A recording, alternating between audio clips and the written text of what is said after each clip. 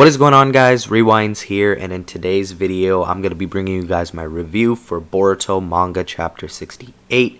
And I gotta say that this chapter was very dialogue heavy, so we have a lot to discuss. I feel like this chapter did a lot of foreshadowing of what's to come, and I also feel like the pacing in this chapter was really good. Probably because it wasn't one of those chapters that's, fully action. You also get a lot more plot progression through the dialogue, but this chapter seemed like it was maybe 90% dialogue and 10% action, but it really did feel like a breath of fresh air because we had a bunch of action in recent chapters, and I do enjoy the action, of course, but I definitely want to see the story progressing at a nice rate because it is a monthly manga, so you don't want to have too many chapters where it's just full-on action and maybe like 5 pages of dialogue or something. So it was nice to see that we got a chapter like this. Let's talk about it. So at the beginning, we start with Boruto back in the Hidden Leaf Village now, and he is talking with Amado, Sai, and Katasuke, and they're all discussing what happened to him and how his body is now fully Otsutsuki. And they say the only thing that Momoshiki can do right now is he could still take over Boruto's consciousness from time to time, because although he can't completely resurrect, he can still use Boruto's body at not at free will, but he could still use his body here and there because his soul didn't get extinguished because he sacrificed that remaining 18%. So it seems like Momoshiki's still going to be around, but the big threat of him completely coming back is now over. And Boruto actually says that he doesn't need Amado's meds anymore because he feels like he has a better control of the whole Momoshiki power now. So we'll see how that part goes in the future. I feel like we're gonna still get at least like 1 or 2 more times in the series at some point where Boruto loses control to Momoshiki, and that will probably result in some bigger consequences. But there's a chance too that maybe that won't happen, and maybe this will be the beginning of some type of partnership between Boruto and Momoshiki. I feel like if that happens though, that's gonna be something that happens post time skip. And speaking of the time skip, actually, I think we're getting really close, and I know people say that like every arc, but I think this one for sure is going to be the last arc / mini arc before the time skip, because I think Code is going to get these limiters removed, or something big is going to happen that's going to lead to a need to have a time skip gap. And then we cut over to the hospital where we see Kawaki unconscious but uninjured. He's healthy.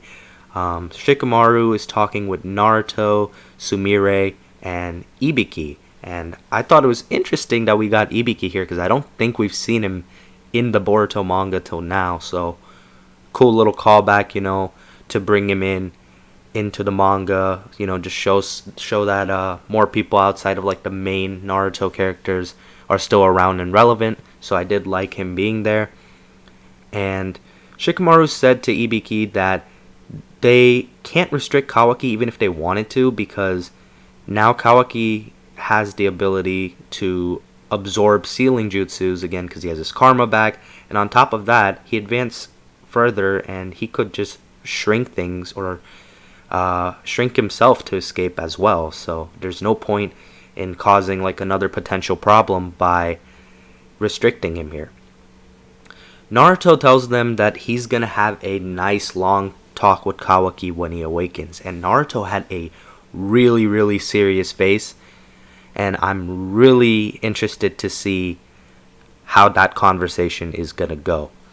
So that is going to be a big moment. And I feel like this is a foreshadowing thing, by the way. Kawaki being unconscious now, I don't think he's going to awaken until the stuff that happens later in this chapter with Code is completely done, because this is, I think, their way of writing Kawaki out of what's happening currently in the village, because Kawaki is definitely capable of stopping Code at the moment. So him being unconscious right now and just being knocked out is their way of writing him off, and I think that's a pretty solid way to do that. So moving on, Sasuke shows back up as Shikamaru's exiting, and he tells Shikamaru that he has intel. So there you guys go. I know a lot of people were roasting Sasuke, but Sasuke is still around. He was doing something during that whole time span where people thought that he was just lost and he just ghosted them.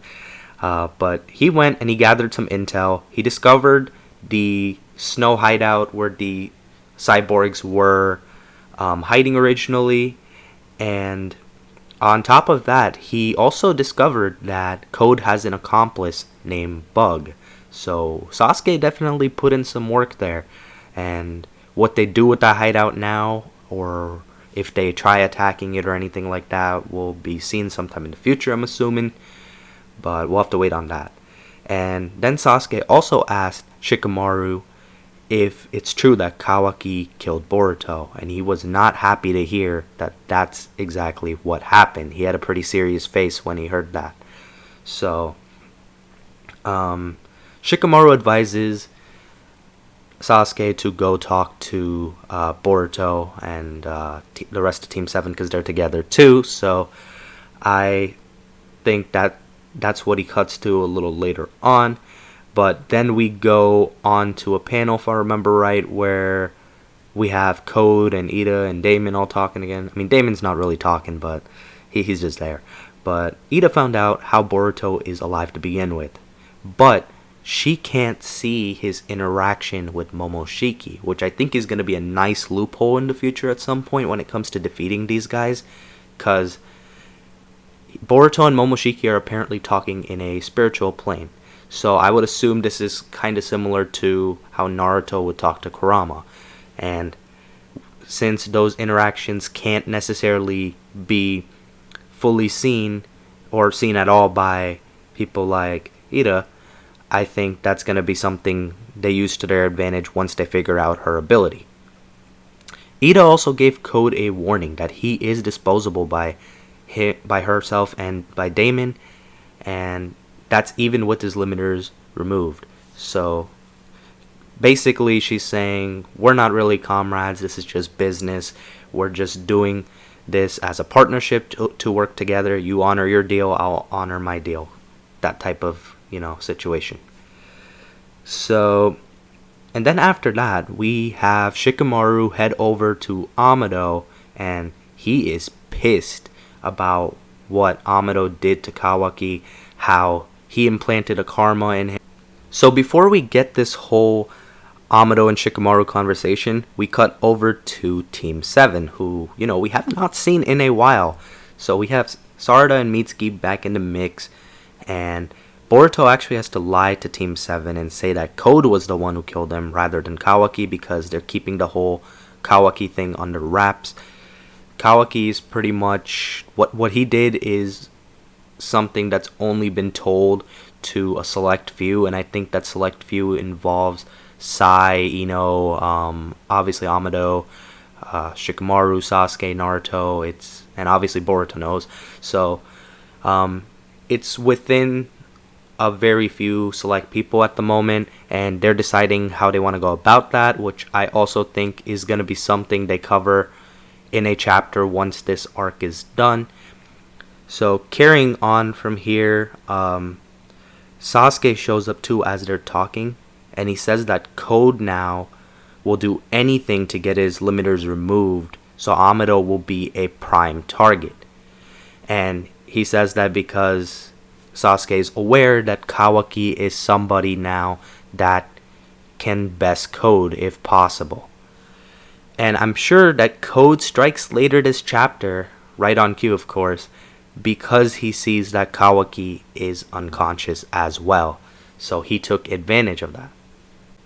Then we get back to the whole Shikamaru-Amado conversation, and now Amado is explaining that he implanted karma on Kawaki because Kawaki would need the karma eventually, since he had the whole goal of protecting Naruto, And, you know, it turned out he did. He activated it in the right moment. So Amado made a good point that if Kawaki never had that karma there, they could have all been dead. And Shikamaru pretty much is wondering here why he's so obsessed with Kawaki's karma in particular.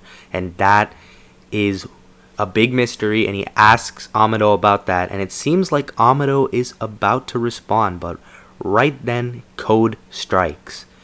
And of course they do that to us. That's definitely a way of, you know, making the fans, you know, get on the edge of their seat for a second and then be let down to not get an answer for that.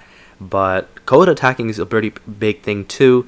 So Code is choking Amado now. He kicks Shikamaru away and he says that he knows Amado will only need to look into his eyes and say a command that'll take a few seconds to remove his limiters. And that is a big thing because Amado doesn't think he should know that information, but yet he does. So Amado is getting clues to like crack, you know, the mystery behind this too, which I'm pretty sure he figures out at the end of this chapter. Now Ino is communicating with Shikamaru at this point, and she tells Shikamaru that she could send reinforcements, but Shikamaru tells Ino to inform Naruto and the others, but to just stand by for now. So this is actually some really, really good stuff because this was probably my favorite part of the chapter. But what happened is Shikamaru knew all along about the claw mark, and I really like that because I'm thinking that a guy like Shikamaru, he's too smart to not catch on. So he came up with like this whole plan. He still has people on standby in case, you know, they need it, but they don't want Code to just like disappear right away. So he's catching Code off guard, and what he does is he uses his shadow possession jutsu to open up the crate with the cyborg that Amado was working on, and a new Delta emerges from there and attacks Code. So this Delta has a hidden leaf symbol on her head, and that symbolizes that she's an ally to them. So this is some huge stuff. I know some people were expecting the cyborg to be, you know, some crazy guesses. We heard like a reincarnation of a Hokage. Some people were thinking it'd be like Itachi.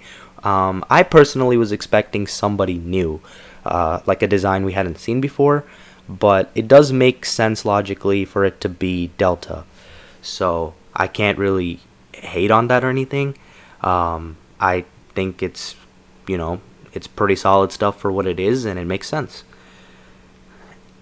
And then moving forward from there, now we're reaching the climax of the chapter, and what happens is Code reaches through his claw mark right when it seems like he's trapped and done for, and he brings out Ida. And the chapter ends with Amado being shocked to see her. And this is pretty insane because Amado is not someone who gets worried or gets caught off guard too often. He seems like he's usually on top of stuff. So this occurrence of Ida popping up too out of nowhere is pretty big, and we're going to see where it leads to next chapter. And I think next chapter we are going to get some dialogue at the beginning, but we're going to get a ton of action too, I'm assuming. Next month will be a little more mixed, and I feel like this whole situation will be settled within 2 chapters. I don't think it's going to go on too long because stuff is moving pretty quick as we're going. This chapter, very well paced, great chapter overall. I'm going to give it an 8 to an 8.5 out of 10. Very dialogue heavy, but good stuff overall. So overall, nothing to really complain about in this chapter at all. Everything was pretty good or solid stuff. I know some people might not be happy about the Delta thing, but we just gotta accept that that's what happened, and it makes sense. So we'll see where the story goes next month. But for now, that's my thoughts on this chapter, and I am excited to see what happens next month. Let me know what you think in the comments below. If you guys enjoyed the video, be sure to hit the like button. Subscribe to my channel if you guys are new. Hope you guys have a good day or night. I'm Rewinds, and I'm out.